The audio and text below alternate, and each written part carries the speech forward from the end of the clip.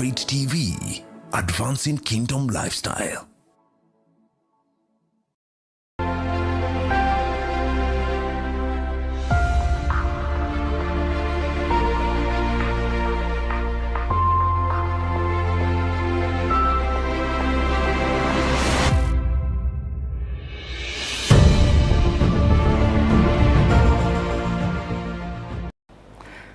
Yes, welcome to Unveiled, a show that comes to you every Wednesday, 8 to 9 p.m. We are excited to have you, and we appreciate your support. We appreciate your kind feedback. Every time we come live, you are there writing to us. It's good to say we are live on YouTube, we are live on Facebook, and right on your screens. Tell a man to tell a man that something good is happening on Elevate Unveiled show. I'm your host, Joe Wisdom, and today we are picking up from where we left. We are dealing with succession demystified. The man and his properties. We have seen cases where a man dies, and Wakili was able to tell to show us last Wednesday, that you can die tested or intestate. He will be telling us more of those jargons, what those jargons means. They say a lawyer is called a learned friend because they know everything about something. They know something about everything. So they will be telling us, I already feel like a learned friend. So when we talk about succession, what does it mean? And kind of because there are those who are joining us for the first time, they are not with us last Wednesday, I would kind of ask possibly our Wakili to go back a little bit and just give us a little recap of what we did, just to bring you to speed, because we want to have this conversation. We have questions that you wrote to us. Today we are dedicating quality time to answer your questions because we value you. And we know how sensitive this topic is, especially when we talk about succession. We know there are people in courts, there are families in courts, we have children who are suffering just because, not because their dad never worked hard, but because he died intestate. Because they have properties, but properties are held up somewhere. They can't benefit from the money in the bank. And to be forewarned is to be forearmed. That's why we are here to educate each other, so that as a man you'll know when to do what. I want to give you, Wakili, an opportunity to introduce yourself. Yes. At least we know Ngaramba. Mm-hmm. Wakili Ngaramba. Yes. Njoroge. Son of Njoroge. Himself. Mm-hmm. And I'm very proud of you, sir. I like the work you are doing. Thank you. The times we've shared, I think I've known you as a resourceful man. Wow. And Kenya is blessed to have you, sir. Glory to God. Say hi to us. Thank you. Yeah. Hi to us. Oh.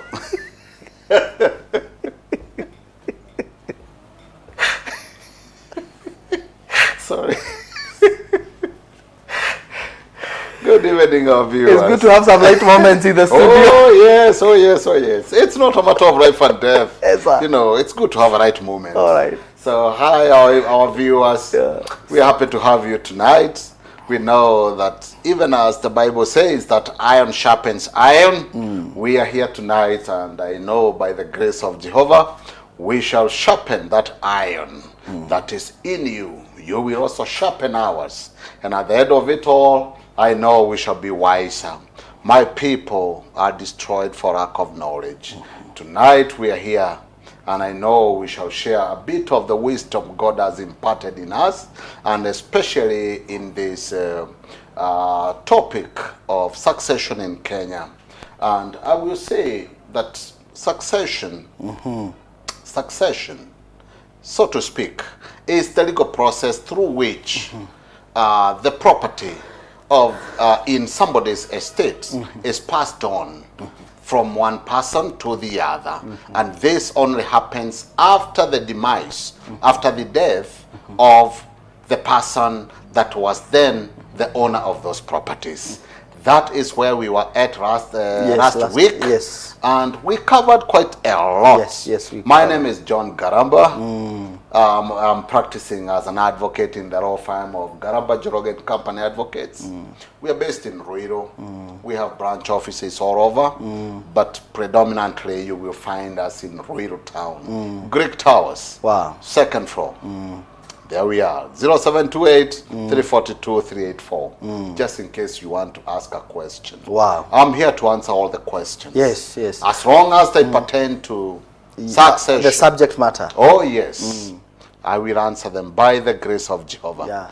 I am not thumb chesting. Yes. I know. No, that's your There area. is nothing that I have that I didn't receive. Yes, So- that's your area. You know, there are people who suffer from low self-esteem, and they equate that to humility. Humility is not low self-esteem. No. And there are people who equate, you know, confidence To pride. to pride. So I think being good at what you do, Yes. I think is justice. Because God has not called us to be mediocre. No. I think the Bible says in Proverbs 22:29, seest thou a man diligent in his business, he will stand before kings. Oh, yes. He will not stand before men of ordinary ranks. No. So You it's can good. only stand before kings. Yes, that's why it's important to do what you do and doing it well. Whatsoever your hands finds to do, Do it with all your with might. all your might, with Yes. all your strength, you know. Yeah, And that is what we are doing. that's what God have called us to do. Now, I want to, even as we welcome our viewer from home, from the office, from where you are watching us from, feel welcome. Kindly write to us your questions. Write to us your questions if you are on Facebook, if you are on YouTube, if you are on screen, if you are watching us live from your screen. There is a number running right there. Write your message, write your question on that number. And we are going to read and ask Wakili to respond to your question. Today we are dedicating quality time to answering questions that pertains to this subject, because there are so many questions, Wakili. Okay. Some of them are already here. People have already sent. We'll be looking at them. But before we do that, Yes. kindly, it's good also to tell us, because we looked at tested succession. Yes. And I remember you saying possibly is when a man dies having done a will. Yes. Can you Not touch just a will. I Yes. said a valid, will. a Yes. valid will. Yes. Yes. And you'll be telling us what validates a will. I think we can begin from there. We can begin from that. Yes. It is one that meets the threshold, you know, that when it is tested Yes. and tried, it will pass the test. And the last time that we were here, we mentioned that you have to have capacity for you to make a will, both mental, physical, and even age-wise. You know, we mentioned that capacity. Yes, capacity, And yes. I don't want to dwell so much. They'll go back to the video and watch, because Yes, it's there they'll on go back YouTube. to the video and they will watch it. They will see that you have to be above 18. You know, you don't have to do a will under coercion or under duress. Nobody can compel you to bequeath or to give a share of your properties. No, once they do that, that is a reason that will invalidate that will.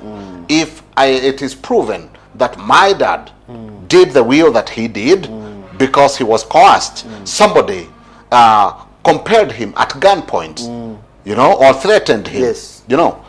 And if the will is not properly attested, it's not properly witnessed, it is not properly signed, it is ambiguous, the language that is used, It's not clear. it's not clear. It can be interpreted to mean It's opaque. yeah, if it be opaque, then we shall raise that as a ground to invalidate this will. If for any reason you will be suffering from a disease of the mind, as at the time of alleged making of the will, then it will be said that you didn't have the capacity. You cannot even go to somebody who is already bedridden, sickly, and possibly he is almost losing conscience and consciousness, and you're forcing them to thumbprint. Before they depart, let them do this. So there are quite a number of things Yeah. that would invalidate a will. Wow. So, and we said the last time that a will has to be made by the testator when he is, testator is the person making Yes. the will. Yes. When he is still sober, Yes. he has the right mental faculties, and the same must be witnessed by two independent witnesses who must be all present at the same time when the will is signed, amongst other things. It must also make reasonable provisions for all the beneficiaries. Yeah. You know, you don't deny some and you give some or everything. Wow. Now, there's something that I want us to delve into, Wakili, because Yes, sir. we touched on if there's a valid will. But in most cases, especially in our setting, Yes. in our setting, Kenyan setting, African setting, most of the people die intestate. Intestate. They die without having a valid will. Correct. And even if the will is there, it's just that the man called his young men and say that wewe utachukua ile, it's not even written. Ile. And people have been left fighting. We have seen this costing people's lives. Oh, yes. You know. Oh, yes. Take us through. And the wanton destruction and wastage Yes. of properties. Yeah, take us through. What happens if a man or like if a woman dies intestate? If you die intestate, which means you have died without having left a valid will, then it means that the legal process, the law, shall take its course from that point.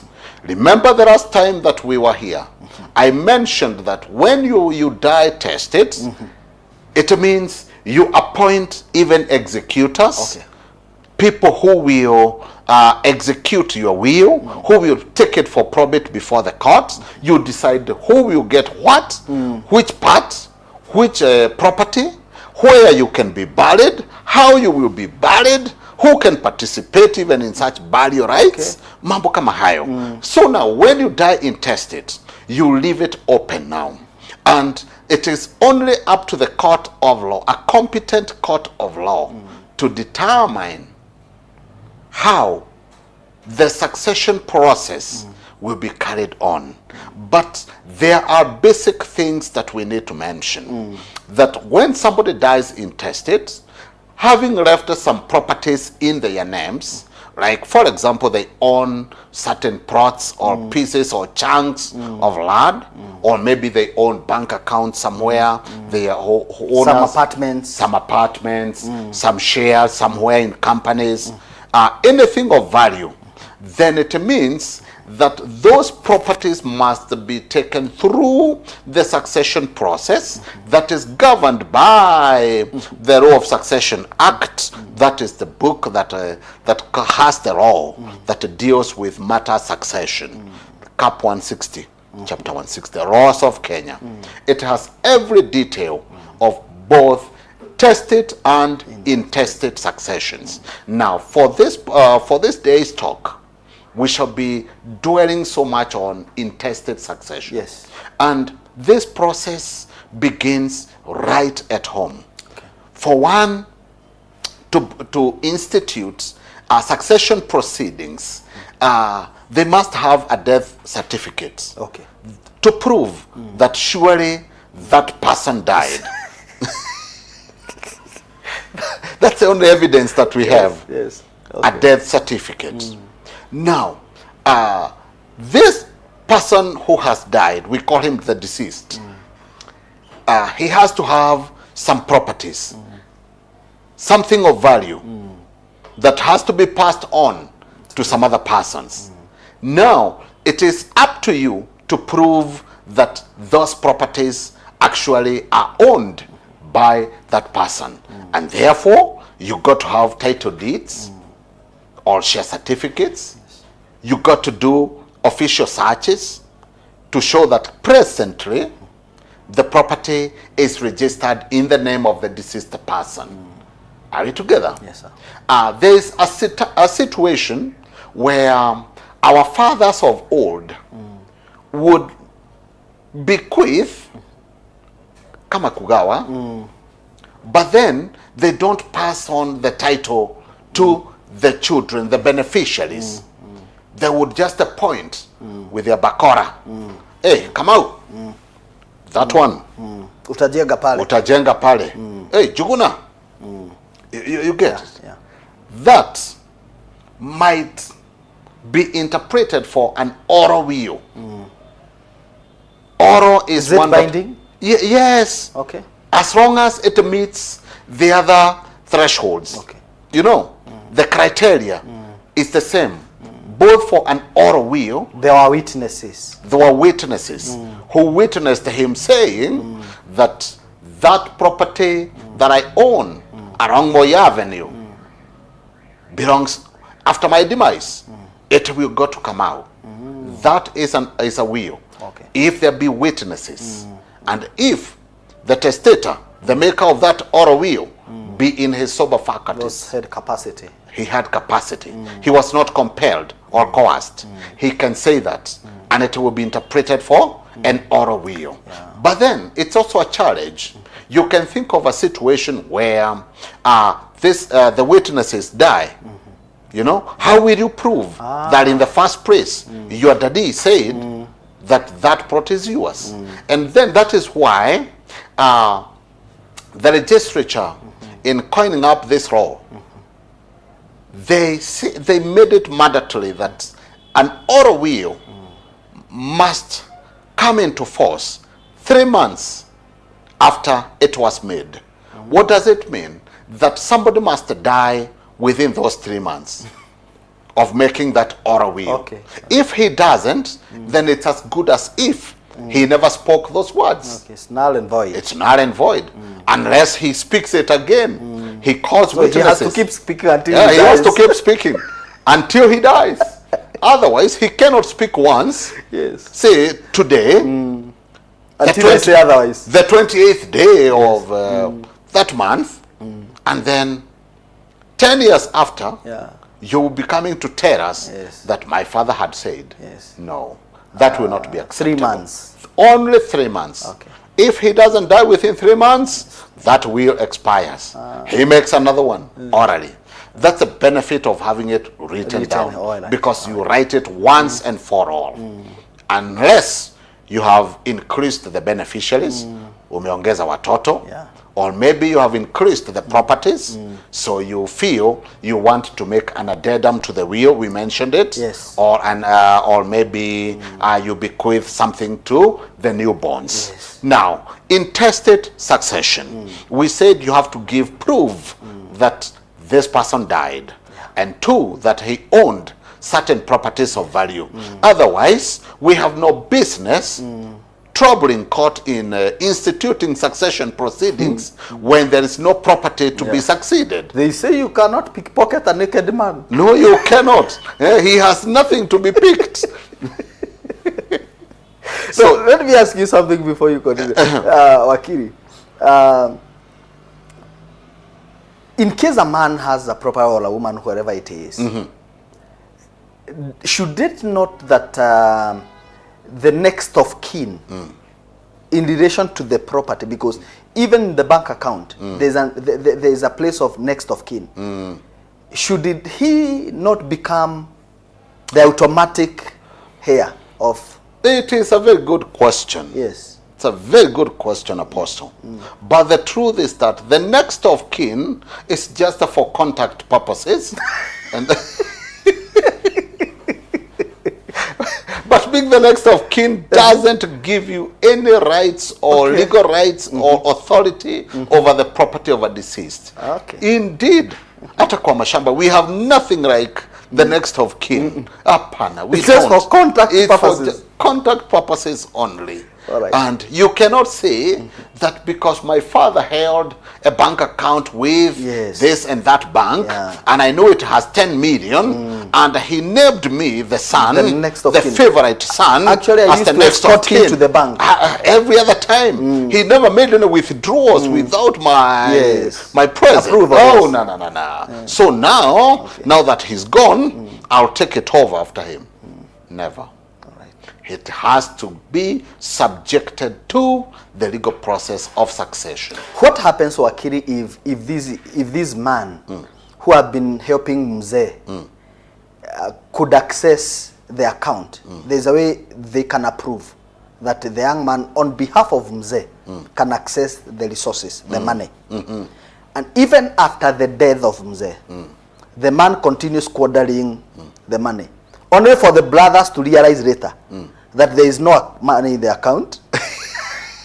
Because this young man, the father's favorite, have been doing justice to the account. Now, you know, my brother, we spoke the other time, and we said, whilst you are living, you can even give your properties to even strangers. I get you. And even when you are making your will, you can bequeath a property to any stranger who is not necessarily a member of your family. Right. So then, if I owned a particular bank account and I give specific instructions to the bank that if this apostle comes here wanting to withdraw some amount of money, Yes, he my has blessings.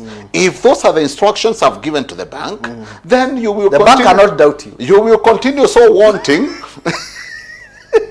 until there's nothing more for you to withdraw. Yes, yes. You understand? Because I've seen cases where a man can access his father's wealth, and immediately the father dies, he withdraws all the money from all the accounts. By the time the brothers are coming to look at what was available, there's nothing, and most of them has nothing to do about it.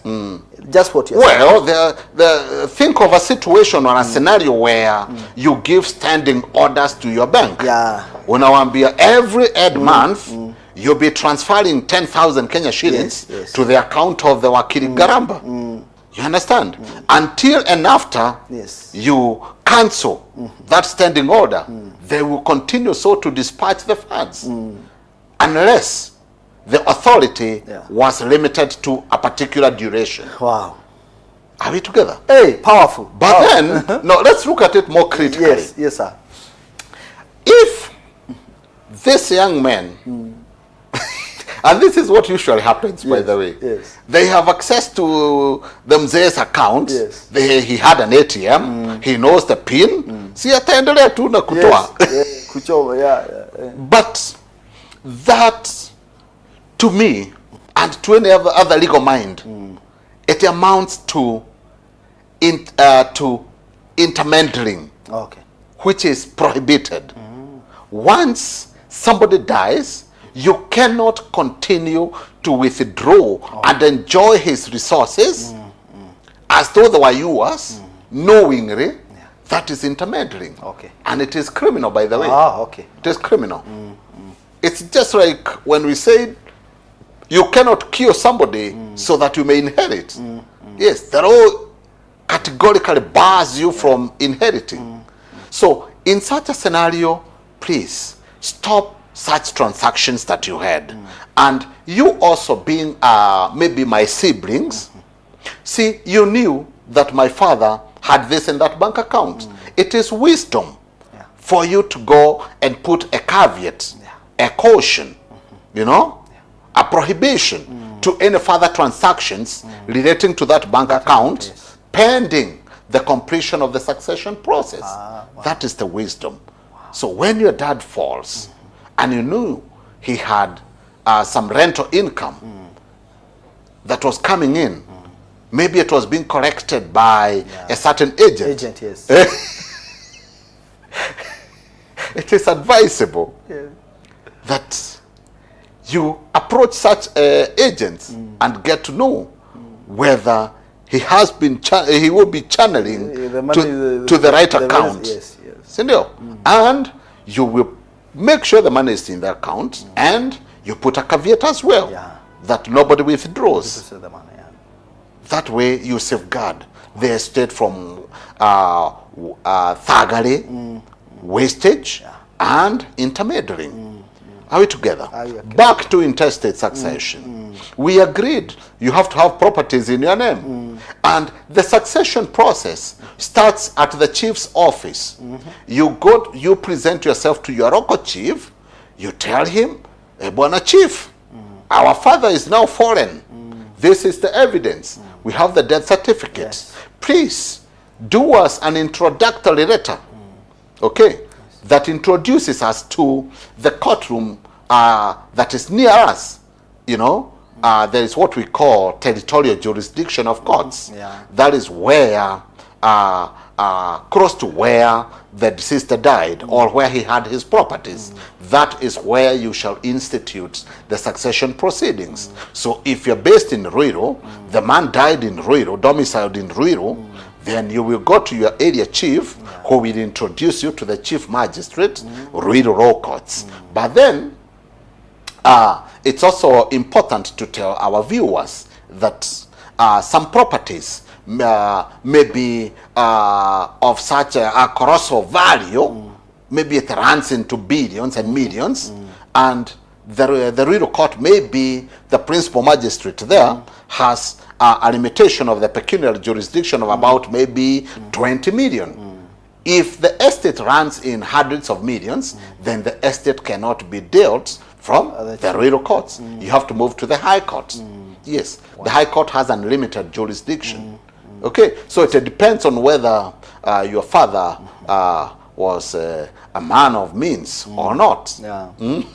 Wow. So once the chief introduces you to the court, and you have already amassed evidence that your dad, the deceased, owned ABCD, and you have the official searches, current official searches. Remember I told you and the viewers last week that to an advocate, a title deed is not conclusive in ownership of property.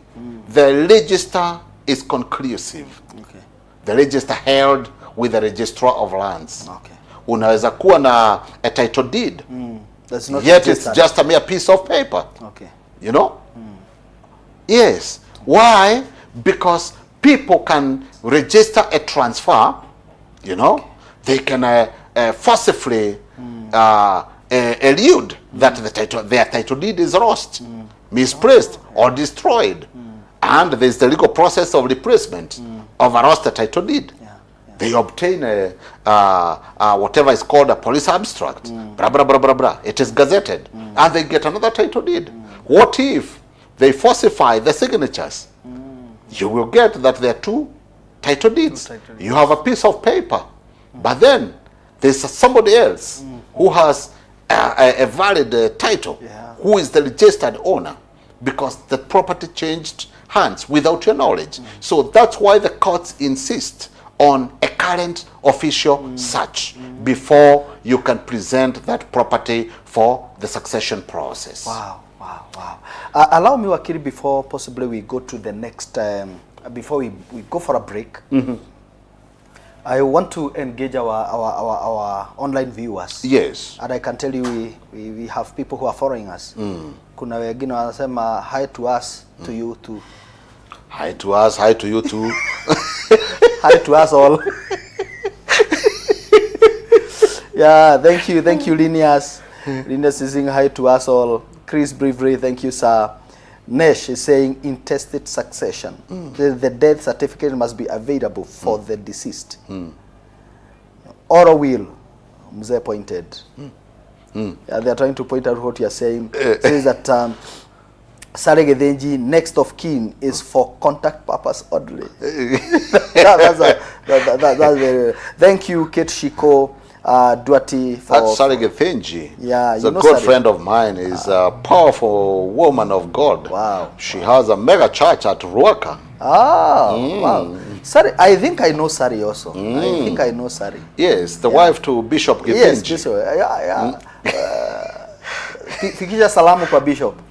Yeah, Bishop Gedenji, I know. I used to attend some lunch. I was here in town. Kitambo. Oh yes. Pastor Job Njoroge, so much wisdom here tonight. Pastor Job Njoroge is all the way in the USA. All right. Oh yes. United States of America. United States of America. Wow. Good friend of mine. You are well networked, sir. Well, it's just by the grace of God. There is John Batista. John Batista is one of our sons in the ministry. Wow, wonderful show. Today I have learned about next of kin. Yeah. We continue to engage you. Kindly continue writing to us. Salamu zitafika. That is Pastor Sari. Thank you so much. Continue engaging us. Write all the questions that you need to ask. Wakili is here. If you go see him in his office, possibly there will be a fee. Consultation fee. Yes, but here it's all free. Here is all free. Ask the question. Let's take advantage of this man. Yes. And I want us to take a break. And when we come back after the break, we are dealing with those questions. I have so many questions here, Wakili, and I know that we are going to. By the grace of God, we shall answer them. Hey, thank you. See you. But I pray that we don't answer all of them. So that they can come to the office. Of course. Ask those questions. Coming back shortly.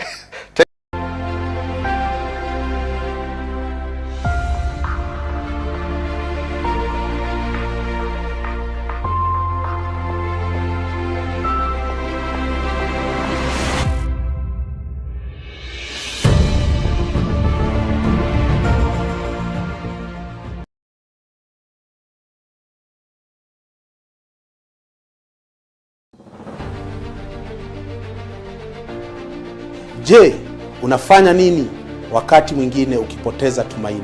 Ilikuwa kubwa because it was 3/4 kilo cancer tumor. Nikasikia mimi mambo ya Biblia Moyo unashuka kabisa.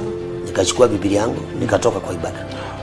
Unakimbilia wapi wakati changamoto za maisha zimekukumba ukapoteza tumaini? So I was gambling on the two. Nizikwe Lang'ata au pahali next to grave ya my dad. Andiko anasema katika Wakolosai 1:27, Kristo ndani yetu, tumaini la utukufu. Hata kama kuna shida mbele yako kama mlima, uamini kwamba litaondolewa. Hapa utapata ushindi na mwishowe utapata tumaini kwa sababu ya maisha yako ya siku itwapo leo. Even at your sunset, you can still trust God. Idhaa ya Tumaini, hivi karibuni kutoka Elevate TV. Jina langu ni Mchungaji Sam Kamau.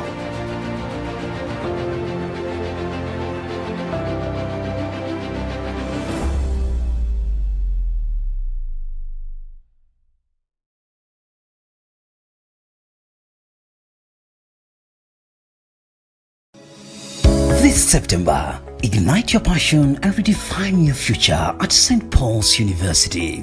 Our exceptional programs are crafted to challenge and inspire you.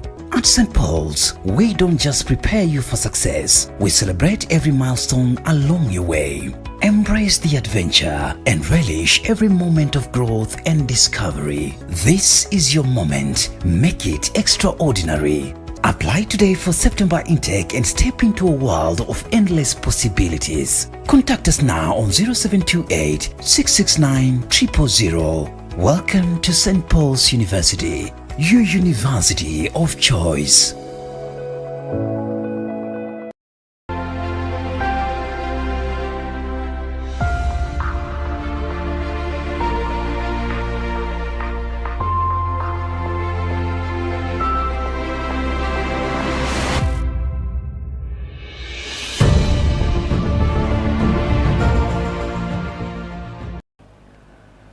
Yes, welcome back to Man Unveiled. We are here waiting for your questions. Already the entry is getting full because we have a couple of questions here to you, and we appreciate your support. Thank you. Continue writing to us. You are not late. You are, the only person who is late is the one who is 6 feet under. Correct. Those who, if you are still breathing, you are not late. You can still write your question. And Wakili Ngaramba Njoroge is here to answer all our questions. Wakili. Yes, sir. A question here. Yes. How do you prove? And this was asked by Kariuki wa Mainge. Mheshimiwa Kariuki wa Mainge. He asked, how do you prove the authenticity of a will and the testator's mental capacity at the time it was made? It's a good question. Yes. Because it has been one that has been laying foundations for knocking of wheels. Okay. You know, you have asked a question about the testator's mental capacity. Yes. This one has to be documented. Okay. What I'm saying is that you cannot just make an allegation that is unfounded, that my father was a not man okay. Yes. that was suffering from a disease of the mind. Yes. No, that is not sufficient. You got to suppress. Okay, let's start it from the proving of a will, the validity of a will. Yes. Once a testator has left a valid will, then in that same will, it names a person called an executor. Who is an executor of a will? It is the person that is charged with the responsibility of presenting that will before a magistrate, before a judge, to test its authenticity. And that process of proving a will, we call it probate of a will. Probate. Now, in this process of the probate, the will is presented before a judge. After it has been read to the family members, and maybe the contents have already been discussed. Now, here you are, Apostle. Yes, sir. And you want to say, this is not the true will of my father. Why? Because of reason A, B, C, D. Once it is presented before a judge, it is taken for a 30 days gazettement period. During that 30 days gazettement period is when you are expected to come up with objections. Okay. You come up with Objections. You raise the objections before the judge that has the probate of the will. And you give sufficient reasons, sufficient grounds, you raise them. You say, for example, like one I saw the other day, that my father was illiterate when he died. We see a will here that is done in the Queen's English. Yes. You know, so detailed. The author is not named. It's not known who did this document. You get it? Yes. The witnesses that are named here, nobody seems to know none of them. You know, nobody even knows in the family that their father ever did a will. You know, how can you tell me that my father, who was totally illiterate, Yes. this time he was able to draft a document in such polished English, you get it? Yeah. And a man that all his life he has been putting thumbprints as his signature. Now this time he has signed, you know, so meticulously. Yes. You get it? It is that Raises questions. you just want to cast perspirations. You want to cast doubts upon the authenticity of the will. Or maybe I have some medical evidence that shows that my father has been in and out of Mathari Medical Hospital and he had been diagnosed with maybe a certain disease of the mind, whether it be depression or whatever other state, I don't want to mention them. Yeah. And I have proof, I have a medical report by a doctor who declared him clinically ill. Yeah. You know? And you're telling me the very time that he was hospitalized is the time that he did the will. Yeah. Doesn't add up. It doesn't add up. But I mentioned something the last time we were here. I said there are certain people who suffer from such disease during certain weather patterns. Yeah. During the cold seasons, wanaanza kurokota makaratasi. But in warm weather, they're okay. Yes. We call them lucid intervals, the lucid moments. If you can prove to the court that your dad or the deceased, whoever he may be, made his last testimony during the lucid interval, when he was sober, enjoying a sober moment, then it is valid. It is valid, yeah. It is valid. Wow. But if continuously he has been sick, he has been under care of a caregiver because he cannot handle his affairs, how do you tell the court that he did the will? There's one that I'm dealing with, and I don't want to give the details. You are saying that it is the will of your father, yet the most pricey properties, one that is worth billions, he forgot to include it in the will. You know? He only mentioned the cheap ones, 2 or 3, but the pricey ones, they're not there. They're not there, yeah. Then you see other properties that don't belong to him and they never belonged to him, they are included in the will. Do you want to tell me that your father confused, you know, this property and he thought it was his, yet it is duly registered in the names of so and so? Unaona? Yeah. Those are some of the doubts that we try to show the court, to establish before a judge, and a judge with all their sobriety and the wisdom they have, they will tell this one, it is not likely to have been made by so and so.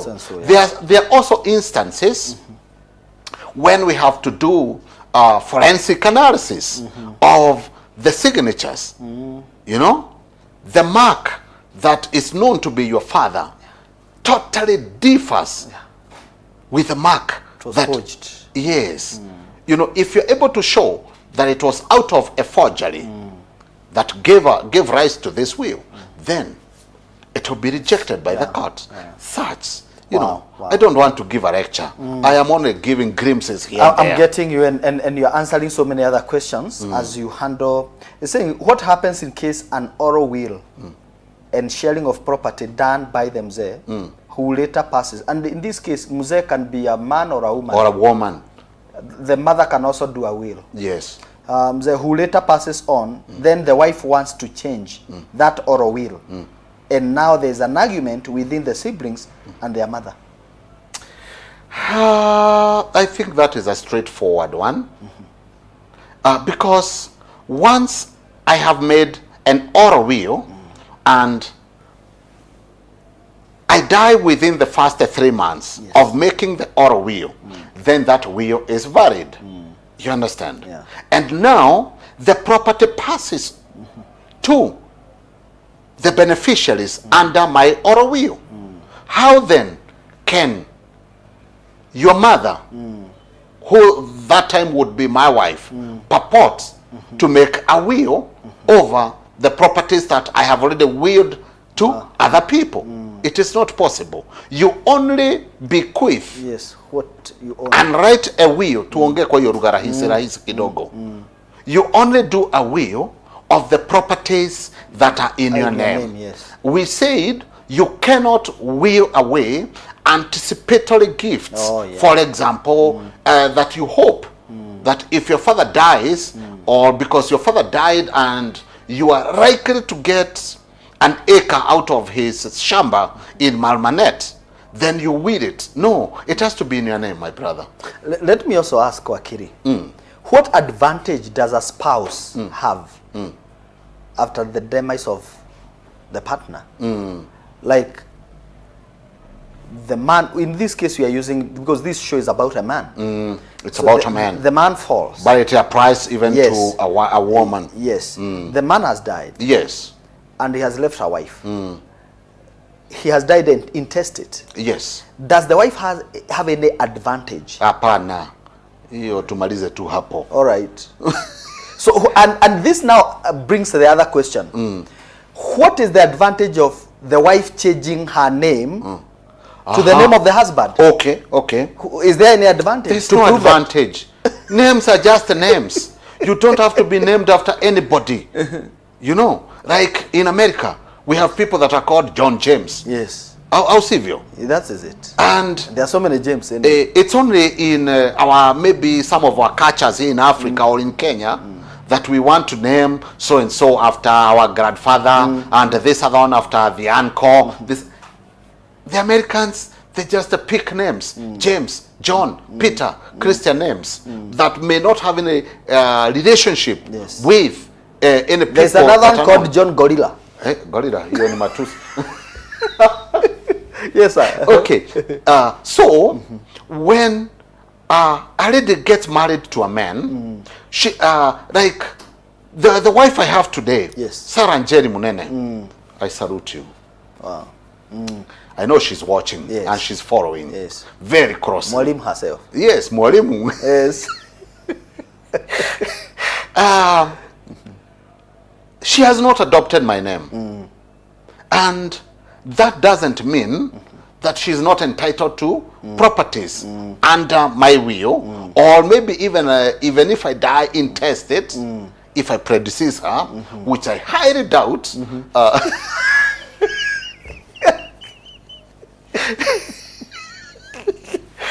I've been listening to her pray. Yes. She's been limiting herself to 8 years. Yes. Yeah. I have been limiting myself to a minimum of 120. Yes.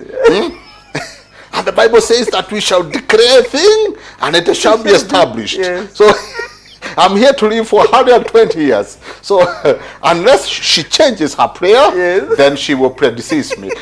And it's not a curse.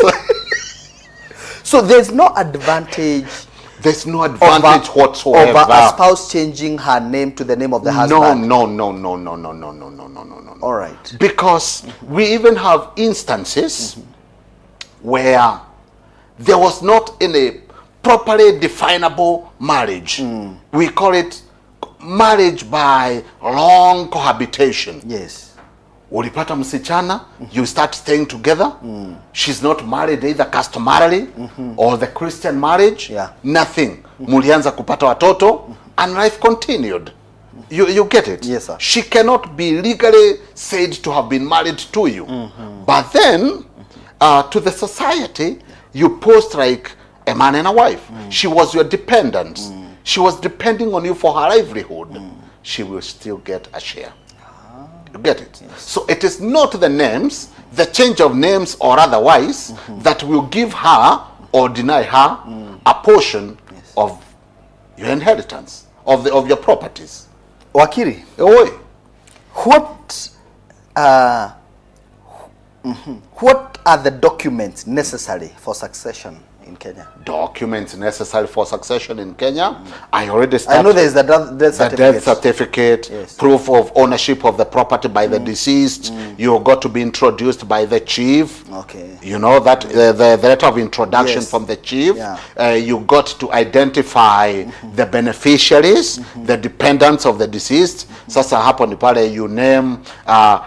He left the following people surviving him: the wife Wanjiro, the firstborn son Kamau, Irungo, Naomi, Joki, and it doesn't matter whether the daughters are married or not, divorced or still married, they will share equally. That is one disadvantage of dying intestate, my brother. Because once you die intestate, your mother and the last-born daughter married WhatsApp group. Same WhatsApp group. Yes. Doesn't matter that you are men. You will share equally. But under a will, you shall determine, Yes. my girl, I'm only giving you security. Yes. Just in case your husband chases you away, you have a place to fall back to. So I just give you 2 plots. But this man, Yes. he has nowhere to go. He will never be married. So I give him 10 acres. Yes. And that is acceptable. Another question here, Wakili. Is this, what other saying? What does it cost to write a succession will? What does it cost? And how much? Maybe they want a rate, because there are some people who are fearing out there. They think that writing a will cost them a fortune. No, Maybe you can give us a rate, because I know there are different rates depending on. It depends. Yes. It depends. You know, Yeah. in legal transactions, Yes. there are properties. When I'm dealing with a property worth 100,000, and when I'm dealing with a property worth 100 million, the fee is different. Yes. You know, so that one, it varies. Okay. It varies, and it also matters the further instructions that you will give me. Okay. You know, for example, The nature of. yes, the instructions. If you just tell me to just do a will, the drafting, the drawing, and the witnessing the signatures, that has its own package. Yes. But then you may also make me the custodian of the will. Okay. And also you may make me also an executor Okay. of the will. And maybe even in the will, you have established a trust. You get it? Okay. And you want me to oversee that as well. So the mandate varies. Okay. But then it is all affordable. It's affordable. I don't want to speak the fees here on air. Yeah. It's all affordable. I think that's the most, it's affordable. It is It's affordable. Yes. And at the same time, you come to an advocate, he is a human being, Yes. like any other.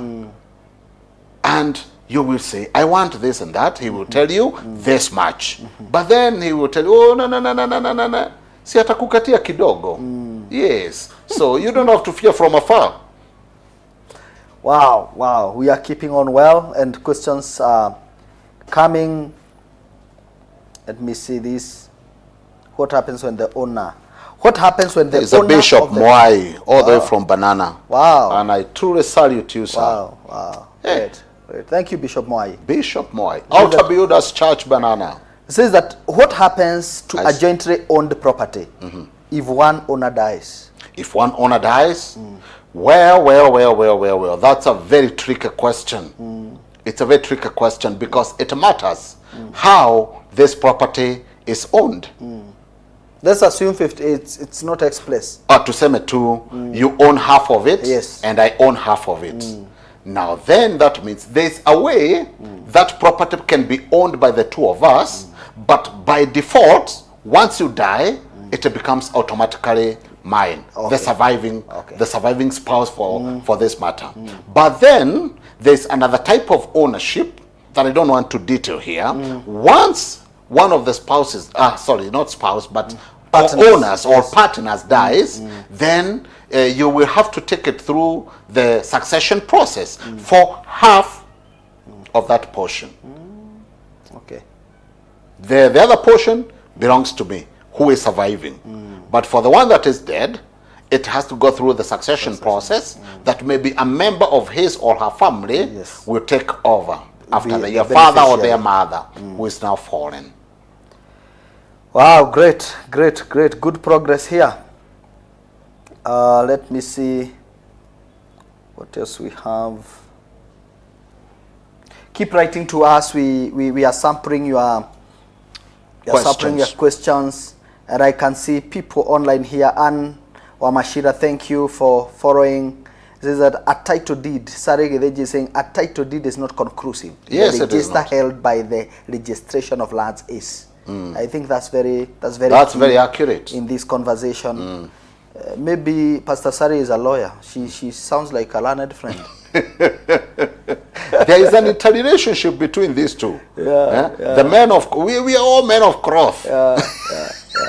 So much wisdom here tonight. Now, another question here, Wakili. Yes, ask.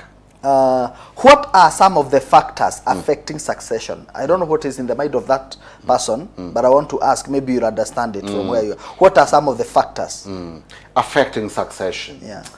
It's a very general question, but then I will try Okay. to answer it. Before you answer that general, there is another more specific question here. Okay. Question here saying, what happens when one dies without a heir? No child, no wife. There is what is called a pecking order. It's a general term that we know, pecking orders. Yes. It is the way the beneficiaries have been prioritized. Now, assuming like today, Ngaramba here doesn't have a wife. Okay? Yes. And he doesn't have a son or a daughter. Yes, sir. So then what happens? It is the father who will take priority. Okay. Okay? If the father is not there, the mother. If the mother is not there, then we go to the brothers in that order. Okay. If he had no brothers Yes. or sisters, Yes. and now there are no parents, then we go to the uncles. There's a way an uncle can benefit. It is all detailed in the Succession Act. All right. Oh, yes. It's unfortunate it doesn't get to Mwalimu wa Maths. All right. And itafika mahali, it becomes the property of the state. Of the state, okay. Kuna mahali inafika. Kumekosekana kabisa. basi hiyo ni mali ya serikali. Okay. Someone else is asking here. What happens when the owner of the property has not disclosed all his properties? You don't know where some are. Is there a way of searching for them and initiating a transfer of ownership? I told you right from the word go. There is a huge benefit that goes with writing your will. Yes. Because you disclose, you know everything that you own. Yes. You understand? Some Kikuyu wazees, they think there's an advantage when they hide some properties. Yes, yes. You know, For a it is bad a night. secret weapon For a bad night. They say you don't expose all your arsenal. By so doing, that's how we are getting so many unclaimed assets. Yes. Si unasikia serikali inatangaza so many unclaimed assets because you owned something, you never disclosed it to your wife, nor to your children, not even to a close friend of yours. What happens if you do you go through the succession process, leaving it out, and somebody out there that like there's a case from your place Nakuru. A man was giving me a testimony. This is about maybe the 20th year, mwaka wa 20, anaendelea kukaa kwa nyumba ya mtu. Okay. You know, He doesn't know where the owner is. he doesn't. What happened was that he went, he rented a house, they agreed, you will be paying me this much, and every month this man would come to pick the rent. He would pay. Then after some time, the man stopped coming. He waited the next month, the other one, an year, 10 years, and now 20. Is there a way he can claim ownership? Because I usually, you know, some of these stories, maybe in these stories are jabba. You know, I hear that if a person stays in your land or in your property for, I think, 12 years. It's 12 years. That they can lay a claim on it. Is it? Apana. It's not that automatic. Okay. In law, we call it adverse possession. Okay. Adverse possession. Yeah. Adverse possession has to be proved before a court of law, before a judge, before a magistrate. Yes. And what is adverse possession? It is when you live on my land, one, without my consent, without my authority, ile munaita kwa Kikuyu mwelikio, Wetemera. That is Greek. Yes. That is Greek. But it just means that you just walked into my shamba without my consent. You cut a portion there and you start cultivating. You don't have a title deed. Maybe you know the owner or you don't.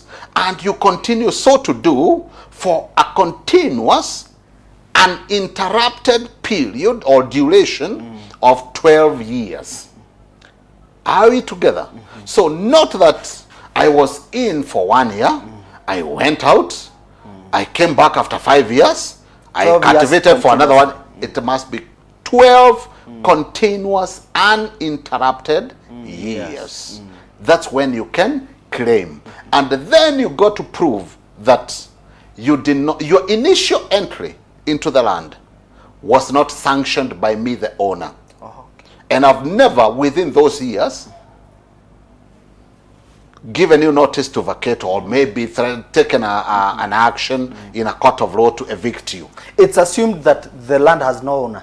Yes. Okay. And the other silent assumption is that if you own all that, you don't need it. and you didn't know that there was a trespasser who has continually been there for 12 years, then you have more than you need. Yes. So you need to be generous. Hallelujah. Wow. Wow.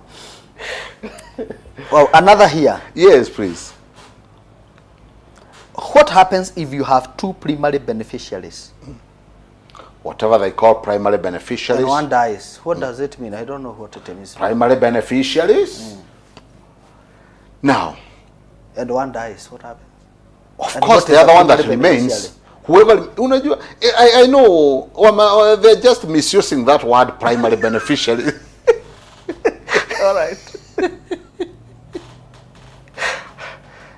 We don't have primary beneficiaries or secondary or high school or university. Or KG, kindergarten. A beneficiary is a beneficiary. Yes. And who is a beneficiary? It is one that is in your lineage, that one that was dependent upon you immediately, the period immediately preceding my death. Yes. You know? That person, whether you had 10 siblings, and their mother, or even if there was a concubine, Egashungoa, Yes. and for that period, immediately before my demise, she was eating of my hand. I was paying her rent.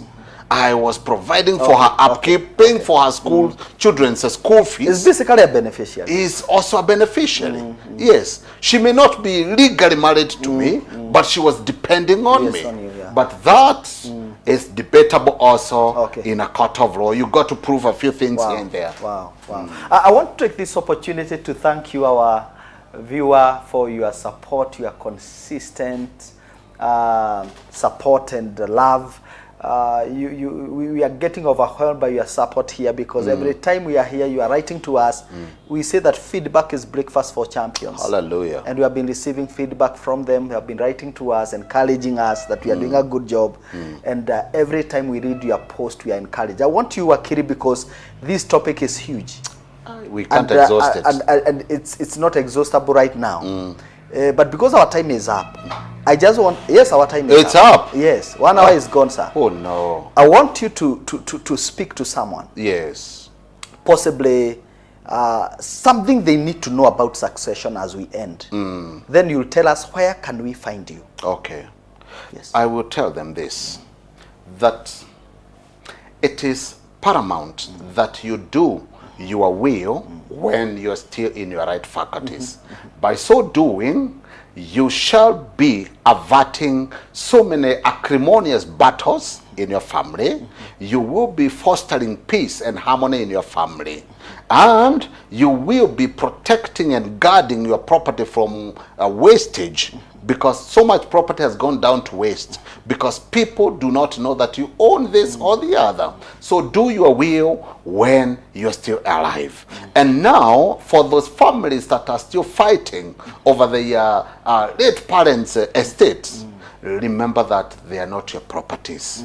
You didn't labor for them. You didn't work for them. You are eating of the sweat of your father. So you don't have to kill your brother so as to just get a larger share. No. Just be content. Doesn't Timothy speak well to Paul? To Paul spoke well to Timothy. Yes, that contentment and godliness is great gain. And it is the same scripture that I'm speaking back to them. You know, you get what is legally yours with a blessing, you will go far with it. Than when you can kill the rest of your family, you inherit everything, yet you don't have the blessing of God, you will not enjoy it. So even as we take succession matters to court, let us foster peace, harmony and oneness in our families. Let us always agree to agree. And that way, mutasaidika, mutalisav pesa zenu, hazitapotea. The name is Wakili John Ngaramba. I practice with Ngaramba, Njoroge and Company Advocates. We are based in Ruiru, Greek Towers, 2nd floor. Greek Towers is just next to where there's a railway crossing level as you exit Ruiru towards Thika. We are on the 2nd floor of that building. Our contact number is 0728 342 384. I repeat, 0728 342 384. The same number is applicable for our office in Gatundu Town. Call that number for all your legal inquiries. We shall answer you appropriately. Thank you, sir. Thank you for creating time and being gracious to us to come and answer questions. We appreciate that you have been there with us. Thank you for supporting Elevate TV. Thank you for supporting Man Unveiled. We'll continue bringing shows and topics that matters to you, that affects your life directly. As a man, we say we are here to empower the man. We are not here to break the man. We are here to encourage the man and know that in every man there is a mine. In every man there is a mine. What you get out of that mine is dependent on how deep you are willing to dig. If you dig on the surface, you get ordinary stones. If you dig deep, you get gold and other precious stones. I want also to appreciate you for showing up on our Marketplace Empowerment Breakfast that was at Mark Hotel last Saturday. Thank you for your support. Thank you for coming. And we keep letting you know the events that are coming to empower you as a man. And I also want to appreciate you for being there for us. Remember, Joe Wisdom is a corporate trainer. If you have a team that needs a training, get to us. We'll train that team. We'll teach your team how to be diligent in doing sales, customer service. If you are there, you are feeling confused, you don't know what to do, you have lost money from one business to the other, you need a program called personal branding. You need to brand. If you are either a brand or a commodity, come, we are going to help you become a brand. And lastly, and not the least, if you have issues with public speaking, we are also offering that program, The Art of Public Speaking. Have a good night. See you at the Wisdom Center.